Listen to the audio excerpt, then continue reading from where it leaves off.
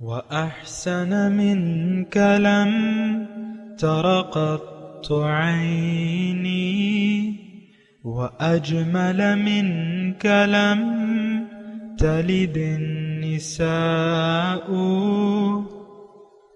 خلقت مبرأ من كل عيب خلقت مبرأ من كل عيب كأنك قد خلقت كما تشاء. كتاب أنزلناه إليك مبارك ليدبروا آياته وليتذكر أولو الألباب. یہ کتاب برکت والی ہے جسے ہم نے آپ کی طرف نازل فرمایا ہے تاکہ دانش مند لوگ اس کی آیتوں میں غور و فکر کریں اور نصیحت حاصل کریں. اللہم صلی علی سیدنا محمد وعلی آل سیدنا محمد بعدد کل ذرۃ مئۃ الف الف مرۃ. سامعین و ناظرین کرام، السلام علیکم ورحمۃ اللہ وبرکاتہ. سامعین کرام، سورہ رحمان آیت نمبر 46 47 27 77 10 کا نمبر، حصہ سوم. آج کا موضوع: ہمیں کیا اپنے رب کے حضور پیشی کا کوئی خوف نہیں ہے؟ اس کے ساتھ آج کے سبق کا آغاز کرتے ہیں. سب سے پہلے گزشتہ سبق کا اعادہ ہوگا. اعوذ باللہ من الشیطان الرجیم.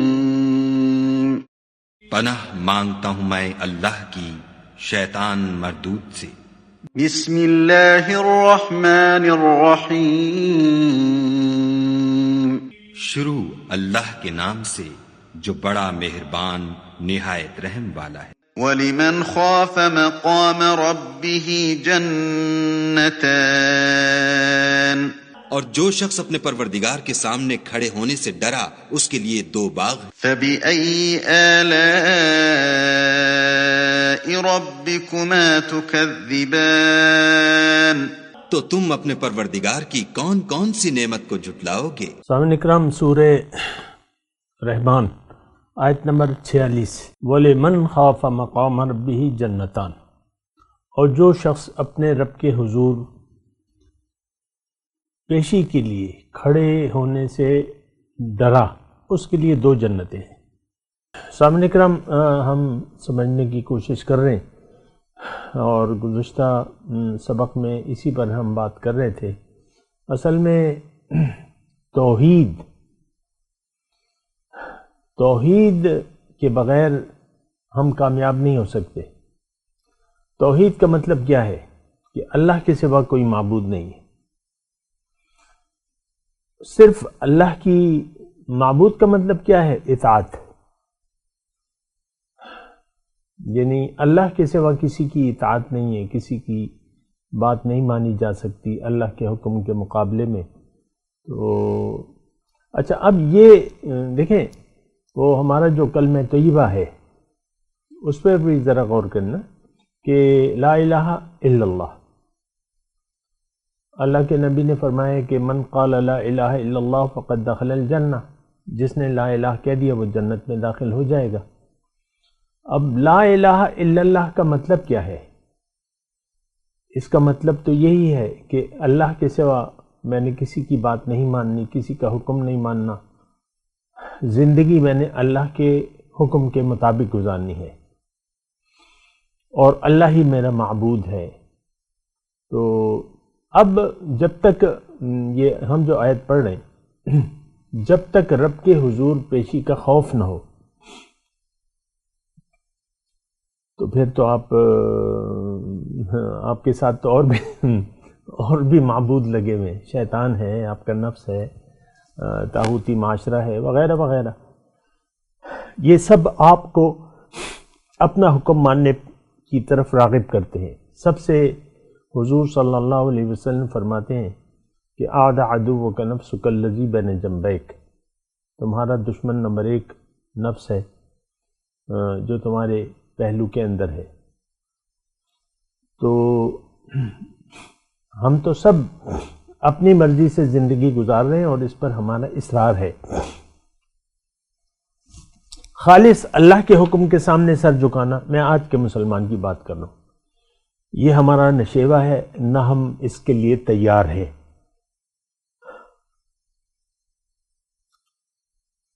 میں ذرا یہاں ٹھہر جاتا ہوں، آپ اس بات پر غور کریں۔ خالص اللہ کے حکم کے سامنے سر جھکا دینا اور اللہ کی ہی مرضی سے زندگی گزارنا، اس کے لیے ہم تیار نہیں ہیں آج کا معاشرے میں بات کر رہا ہوں۔ تو بس یہ تو پھر نفسانی خواہشات ہی رہ جاتی ہیں۔ اور دیکھیں یہ بات حقیقت ہے کہ ہمیں رب کے حضور پیشی کا کوئی احساس نہیں ہے، تو اب کلمہ طیبہ کے خلاف اگر زندگی گزاریں گے آپ تو آپ تو جنت میں نہیں جا سکتے۔ من قال لا الہ الا اللہ بجمیع حقوقہ، جس نے لا الہ کہا تمام جو اس کے حقوق ہیں کلمے کے، وہ شخص جنت میں جائے گا۔ فقد دخل الجنہ، یعنی یہ جنت کا مستحق ہے جو کلمہ طیبہ پڑھتا ہے، یعنی اپنے عمل سے۔ دیکھیں کلمہ طیبہ پڑھنا ہے ہم نے، عمل یعنی اس کے حق ادا کرنا ہے۔ اور ہر چیز کا دیکھیں دنیا میں آپ جو بھی بات کرتے ہیں، چھوٹی ہو بڑی ہو جو بھی ہو، اس کا ایک حق ہوتا ہے۔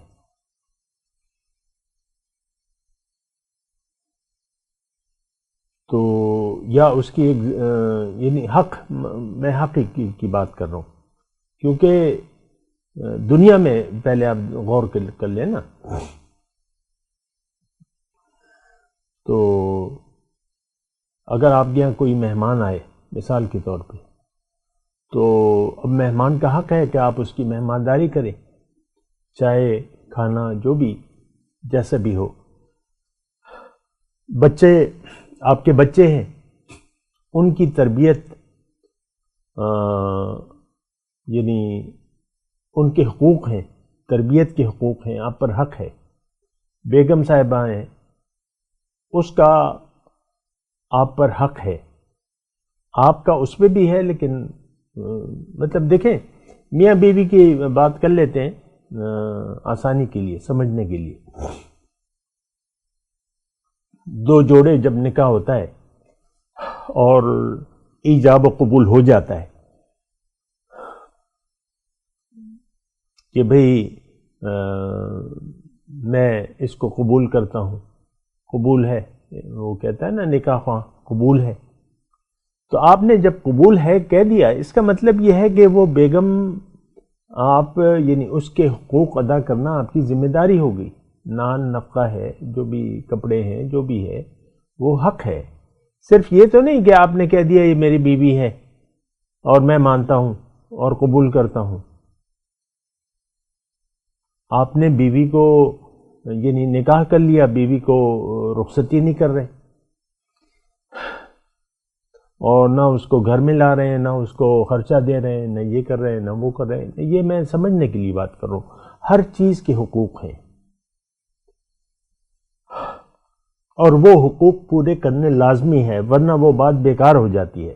اسی طرح کلمہ طیبہ ہے سر ہمارا،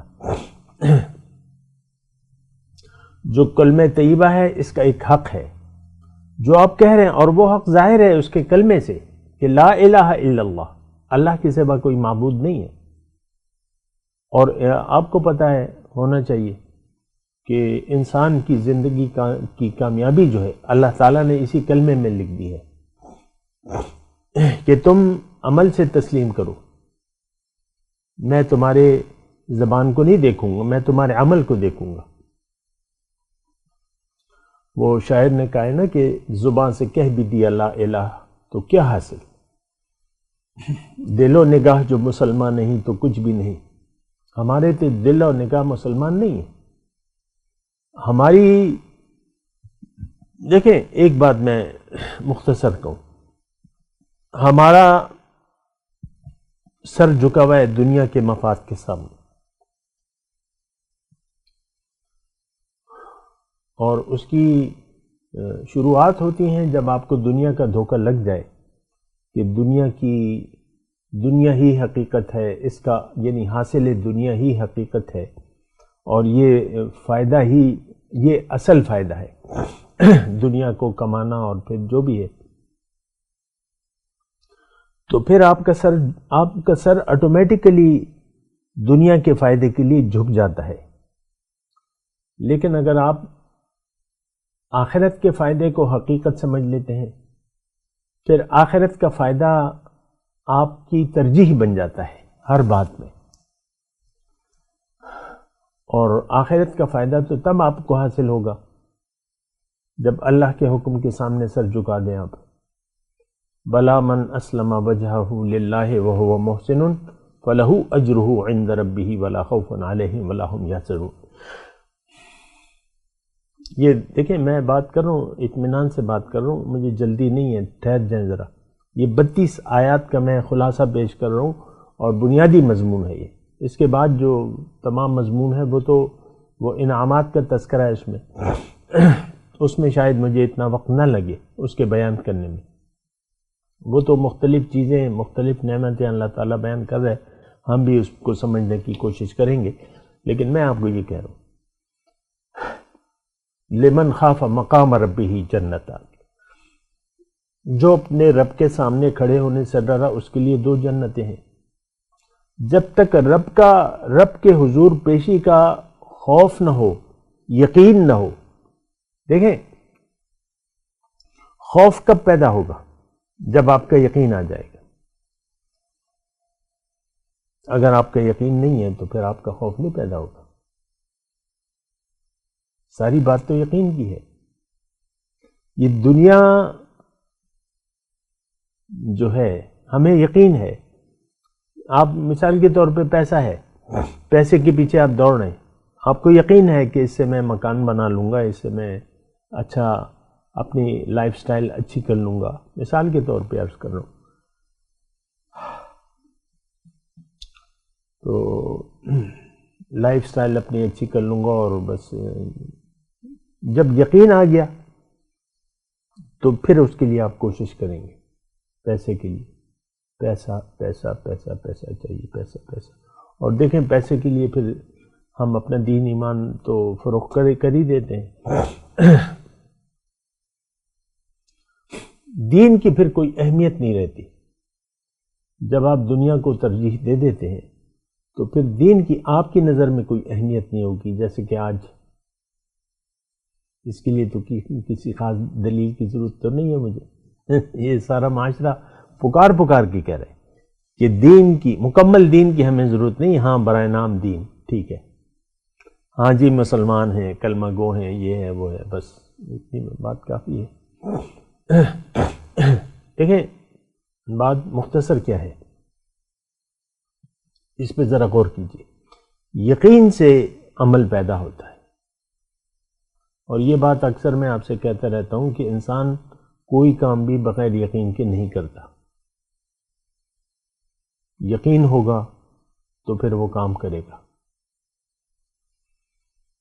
تو یہ مختصر بات ہے۔ دنیا میں کہہ رہا ہوں، دنیا میں تو آپ کو دلیل دنیا سے دے رہا ہوں۔ انسان یقین کے بغیر کوئی کام نہیں کر سکتا، چاہے وہ گناہ ہی کیوں نہ ہو، گناہ یا ثواب جو بھی ہو، یقین۔ اب ہم سب کام، یعنی ہم اللہ کی نافرمانی پر کمر بستہ ہیں، آخرت کو ہم نے بھلا دیا ہے کیونکہ ہمیں یقین نہیں ہے۔ آخرت کے فائدے پہ ہمیں یقین نہیں ہے، ورنہ یہ جو فائدے بیان ہو رہے ہیں یہ تو بہت اچھے فائدے ہیں، ابھی اس کا تذکرہ آئے گا، لیکن ہمیں یقین نہیں ہے۔ سورہ رحمان کو تو بس آپ نے تلاوت اور یہ اور وہ، بس اکثر یہی ہوتا ہے۔ گزشتہ میں نے سبق میں آپ کو بتایا تھا۔ تو خلاصہ کلام یہ ہے، ہمیں یقین حاصل نہیں ہے اللہ کی توحید پر۔ اللہ پہ یقین ہے، سب کا ہے، یہ نہیں کہتے، یقین ہے کہ ہاں ہے، خالق ہے، ہوگا، لیکن اللہ کی توحید پر یقین نہیں ہے۔ ایسا یقین کہ آپ کو، وہ یقین آپ کو اللہ کے حکم کے سامنے سر جھکانے پر مجبور کر دے۔ موت کے بعد کی زندگی، قبر کی، ہمیں یقین نہیں ہے۔ جب یقین نہیں ہے تو آپ اس کے لیے، قبر کے لیے تیاری تو نہیں کر رہے۔ جو 3 سوالات ہیں عام طور پہ، تو اس کے تو جوابات ابھی بھی ہمارے پاس نہیں ہیں۔ نہ ہمارا رب اللہ ہے، نہ دین اسلام ہے، نہ نبی کی اطاعت ہم کرنے کے لیے تیار ہیں۔ یہاں پہ 3 وہ سوالات ہمارے، یعنی ہم اس کی تیاری نہیں کر رہے۔ سنتے ہیں، علماء سے سن لیتے ہیں کہ بھئی یہ 3 سوالات پوچھے جائیں گے، لیکن اس کی تو ہم تیاری نہیں کر رہے نا۔ بات ہے یقین کی۔ وَلِمَنْ خَافَ مَقَامَ رَبِّهِ۔ اب یہاں کیا ہے؟ جو ڈرے اپنے رب کے حضور پیشی سے، اس کے لیے 2 جنتیں ہیں۔ ہمارا تو یقین ہے نہیں، تو ہم ڈرتے تو نہیں ہیں۔ کھلم کھلا یہ رشوت کا بازار جو اس ملک میں گرم ہے، کرپشن کا، رشوت کا، انصاف بکتا ہے، اور وکیل صاحبان جھوٹ بولتے ہیں۔ ظاہر ہے کہ سارا جھوٹ کا نظام ہے سارا۔ وکیل صاحب کے پاس اگر آپ ناحق ہوں تو وہ آپ کو جھوٹ بول کے جواب دعویٰ داخل کرے گا، یا دعویٰ یا جواب دعویٰ جھوٹ ہوگا۔ یہ تو عام بات ہے۔ جھوٹ کے بغیر تو چارہ کار نہیں ہے وکلا کا۔ اگر ناحق ہے، ایک آدمی نے قتل کیا ہے، وہ کہتا ہے نہیں جی یہ ایسا ایسا، یہ تو وہاں تھا، یہ تو وہاں تھا، وہ سب جھوٹ بولے گا وکیل۔ اور پھر وکیل کے چہرے پہ سیاہ داغ بھی ہوگا سجدے کا۔ وکیل کون ہے؟ ہمارے معاشرے کا فرد ہے، پولیس ہے۔ کہاں نا انصافی نہیں ہے؟ یہ بے انصاف معاشرہ ہے ہر جگہ، عام ہو خاص ہو، چھوٹا ہو بڑا ہو، نا انصافی جہاں بھی جسے موقع ملتا ہے، دھوکے کا، جھوٹ کا، فریب کا، بددیانتی کا، ہم سب ایسے ہیں۔ یہ دیانتدار قوم تو نہیں ہے، یہ مسلمان ہے ہی نہیں۔ اس کا ایمان ہے پیسے پہ، دنیا پہ، ہمارا یقین دنیا پر ہے۔ میں نہایت آہستگی سے یہ بات کہہ رہا ہوں، اور آپ اس کو جھٹلا نہیں سکتے۔ تو اب دیکھیں، یہ وَلِمَنْ خَافَ مَقَامَ رَبِّهِ، خوف نہیں ہے ہمیں، کوئی ڈر نہیں ہے، خوف نہیں ہے، ورنہ آپ کیسے نافرمانی کا راستہ اپنا لیتے ہیں؟ یعنی یہ بات تو دیکھیں واضح ہے نا کہ ہم نافرمانی کے راستے پر چل رہے ہیں، ہم من چاہی زندگی گزار رہے ہیں، اس سے تو آپ انکار نہیں کر سکتے۔ تو اس کی وجہ یہ ہے کہ ایک تو آخرت پر ہمارا یقین نہیں ہے۔ پھر آخرت میں کیا ہے؟ رب کے حضور پیشی ہے۔ لَقَدْ جِئْتُمُونَا فُرَادَىٰ كَمَا خَلَقْنَاكُمْ أَوَّلَ مَرَّةٍ، آ گئے نا میرے پاس اکیلے، جیسے میں نے تمہیں اکیلے پیدا کیا تھا۔ اور پھر اللہ تعالیٰ نے قرآن میں فرمایا وَلَنَسْأَلَنَّ الَّذِينَ أُرْسِلَ إِلَيْهِمْ وَلَنَسْأَلَنَّ الْمُرْسَلِينَ، میں ضرور پوچھوں گا ان لوگوں سے جن کے پاس رسول بھجوائے گئے تھے، اور میں رسولوں سے بھی ضرور پوچھوں گا۔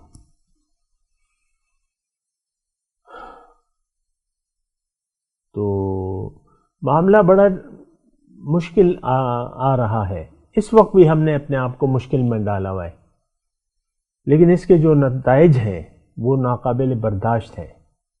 یہ بات بھی میں آپ کو بتا رہا ہوں۔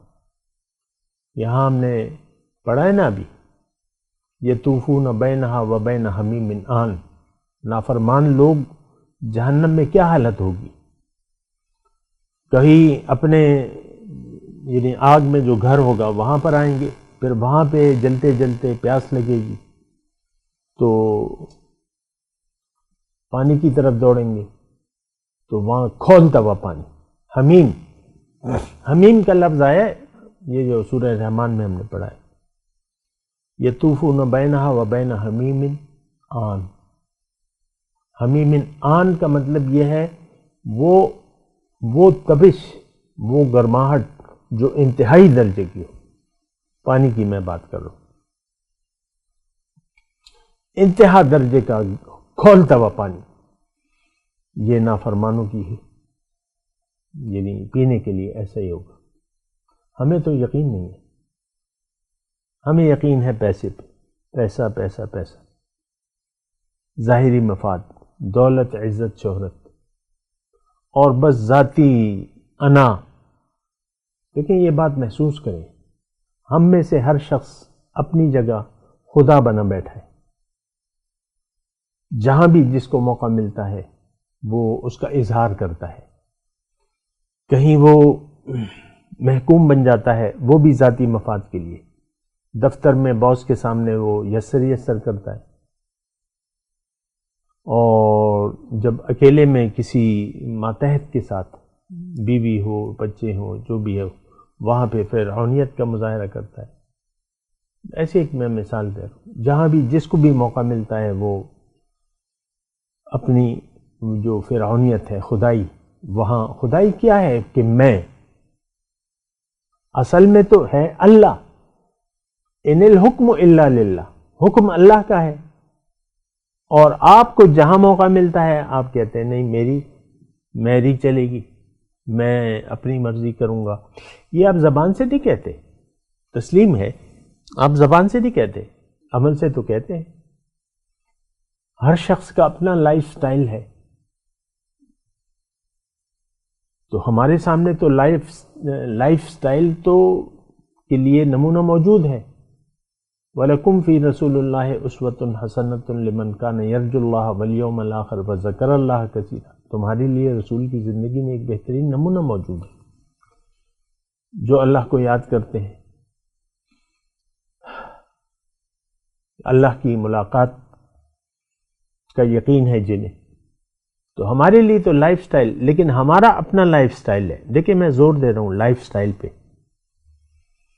ہر ایک کا اپنا مزاج ہے، اپنا ایک لائف سٹائل ہے، اور وہ جو بھی ہے، مزدور ہے، دیہڑی والا ہے، یا آپ کے ملک کا وزیر اعظم ہے، اس کا اپنا ایک انداز ہے، اپنا ایک لائف سٹائل ہے۔ بس اللہ سے کٹ کر ہم زندگی گزار رہے ہیں، رب کے حضور پیشی کا ہمیں کوئی خوف نہیں ہے۔ دیکھیں اگر یہ خوف آپ ہمیں لاحق ہو جائے نا، تو ہر لمحے رب کی رضا ہمارے مد نظر رہے گی۔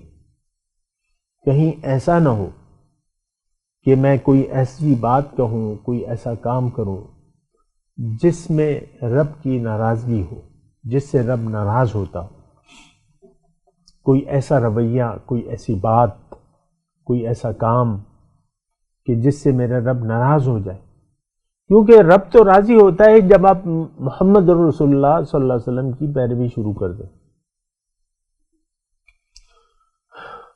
کیونکہ شکر گزاری کا رویہ تو اللہ کے رسول نے ہمیں سکھایا ہے، شکر گزاری کا رویہ تو اللہ کے رسول نے ہمیں سکھایا ہے۔ تو جب آپ رسول صلی اللہ علیہ وسلم کی تقلید شروع کرتے ہیں، ان کے راستے پر چلتے ہیں اور ان کی پیروی کرتے ہیں، تو تب آپ سے رب راضی ہوگا۔ لیکن رسول کی زندگی میں ہمارے لیے تو کوئی خاص نمونہ نہیں ہے پیروی کا۔ یہ آج کے مسلمان کی میں بات کر رہا ہوں، عام سب کے سب، پوری امت۔ کسی ایک مسلمان حکمران کے چہرے پر شرعی داڑھی آپ مجھے نہیں بتا سکتے اس وقت، جتنے درجنوں مسلمان ممالک ہیں۔ دیکھیں داڑھی فرض، یعنی یہ تو نہیں ہے کہ سارا دین داڑھی میں ہے، لیکن اتنا تو ہے کہ داڑھی سنت رسول ہے۔ ایک مسلمان کے چہرے پر سنت کے مطابق داڑھی نہیں ہے۔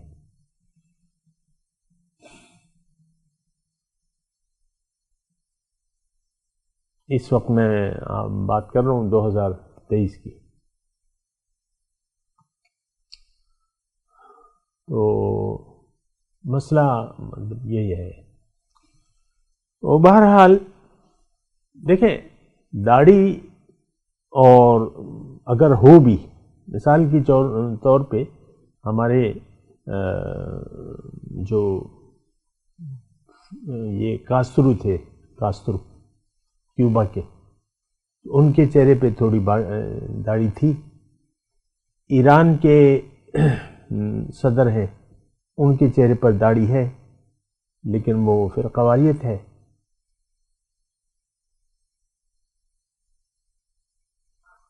صرف داڑھی کی بات نہیں ہے، میں آپ سے کہہ رہا ہوں کہ پورا دین ہم نے نہیں اپنایا. اسلام بحیثیت دین نہیں ہے، مسلمانوں کی کوئی جماعت ہی نہیں ہے، اور اسلام میں فرقہ واریت تو ہے نہیں. بہرحال میں یہ کہہ رہا ہوں لمن خاف مقام ربہ جنتان، جو اپنے رب کے سامنے کھڑے ہونے سے ڈرا اس کے لیے 2 جنتیں. خلاصہ کلام میں بیان کر رہا ہوں، تھوڑا سا وقت باقی ہے. میں آپ کو یہ کہہ رہا ہوں، یعنی آج کے سبق میں نے آپ کو یہ کہنے کی کوشش کی کہ اگر یقین نہ ہو تو پھر آپ میں خوف نہیں پیدا ہو سکتا. یقین آخرت کا، باسپرس کا یقین، تو پھر آپ رب کا خیال نہیں کریں گے. دیکھیں یہ خافا، ڈرا مطلب یہ مطلب ڈرنے کا مطلب کیا ہے کہ آپ ذرا احتیاط سے زندگی، ذرا نہیں پورے احتیاط سے زندگی گزاریں، تقوی والی زندگی شروع کر دیں، احتیاط کریں، کہیں رب ناراض نہ ہو جائے. کوئی میں ایسی بات کروں، کوئی ایسا، تو یہ یقین ہمیں حاصل نہیں. دیکھیں مختصر بات، ہمارا یقین ظاہر پر ہے، دنیا، ہماری ترجیح بھی دنیا ہے، ہمارا رخ بھی دنیا کی طرف ہے. ہم دنیا کے لیے زندگی گزار رہے ہیں. دنیا کی وَتِجَارَةً تَخْشَوْنَ كَسَادَهَا، دنیا میں نقصان سے ہم ڈرتے ہیں. تو بس یہ ہمیں ایک خوف لاحق ہوتا ہے، کیا کریں گے، کیا ہوگا. تو یہ دنیا کا خوف ہے، آخرت کا ہمیں کوئی خوف نہیں. تو بہرحال آپ دیکھ لیں کہ بھئی کیا صورتحال ہے اس وقت. میں تلاوت کرتا ہوں، میرے ساتھ دہرائیے. اعوذ باللہ من الشیطان الرجیم، بسم اللہ الرحمن الرحیم. وَلِمَنْ خَافَ مَقَامَ رَبِّهِ جَنَّتَانِ وَبِأَيِّ آلَاءِ رَبِّكُمَا تُكَذِّبَانِ. اب ان آیت کی تلاوت اور ترجمہ. اعوذ باللہ من الشیطان الرجیم. پناہ مانگتا ہوں میں اللہ کی شیطان مردود سے. بسم اللہ الرحمن الرحیم. شروع اللہ کے نام سے جو بڑا مہربان نہایت رحم والا ہے. وَلِمَنْ خَافَ مَقَامَ رَبِّهِ جَنَّتَانِ. اور جو شخص اپنے پروردگار کے سامنے کھڑے ہونے سے ڈرا اس کے لیے 2 باغ. فَبِأَيِّ آلَاءِ رَبِّكُمَا تُكَذِّبَانِ. تو تم اپنے پروردگار کی کون کون سی نعمت کو جھٹلاؤ گے. اس کے ساتھ ہی آج کے درس کا وقت اختتام کو پہنچا. اگلے درس میں انشاءاللہ ملاقات ہوگی. وآخر دعوانا ان الحمدللہ رب العالمین. والسلام علیکم ورحمۃ اللہ وبرکاتہ.